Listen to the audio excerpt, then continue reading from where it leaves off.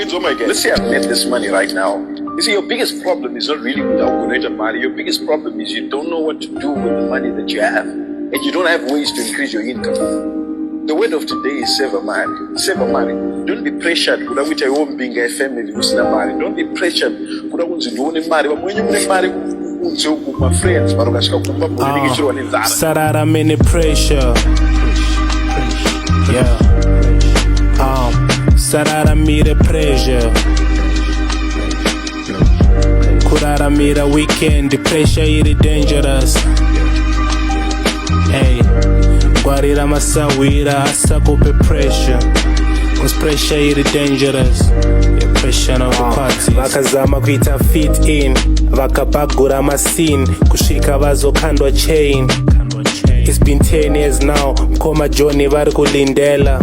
Handizvo zvavaida pandonyaya dzema consequences. Koita vamwe vane mababy mama. Vakatsongwa nedrama. Vari kutova heartbreak nechamba. Wangu zvemujola zvina gamba izvi. Musaskipa maichisamba. Variko vakarova vakamedzwa nejozi. Vana venyu vapenyu asi vakapofumadzwa nemaserialize. Madisco lights nema-yellow thighs. Mari yakapinda ikanoperera kuMr.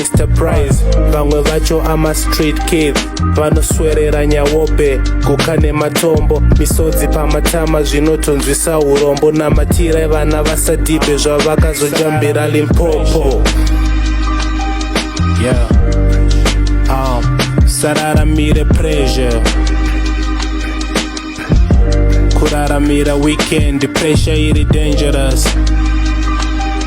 Hey. Guarira masawira asakope pressure. Cause pressure is dangerous. Yeah, pressure no kukwati. Drama do it tre. Mkanya vakumanya na chiera.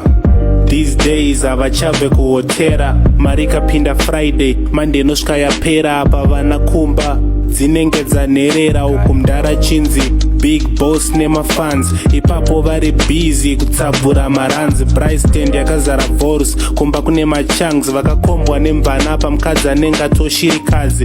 Vana vanongoti ko mudhara ari kupi.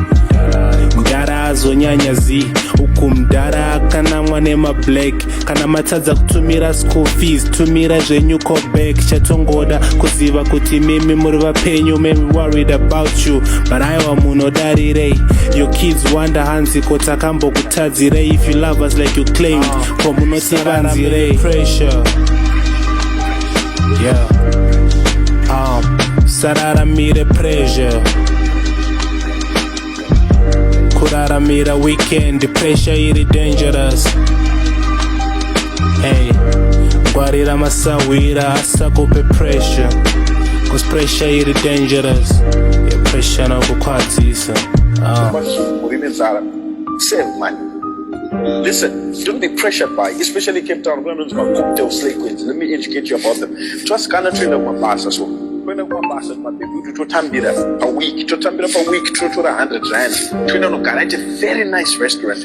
A cocktail in Cape Town costs you from 40 rand to about 120 rand. So tinono gara pa nice restaurant, to tanga a nice cocktail, to our pictures, to my iPhone 8 Plus. To post up on social media. You're Zimbabwe, you're Kupiko, or even in Cape Town in Momo, which is a Shandiro Giseva, Kamarika, what and you know that you out and then of my restaurants, I don't know, like a dress or not like a boots. So you told one picture of Shandor on social media. Don't be pressurized by cocktail slay queens. Listen.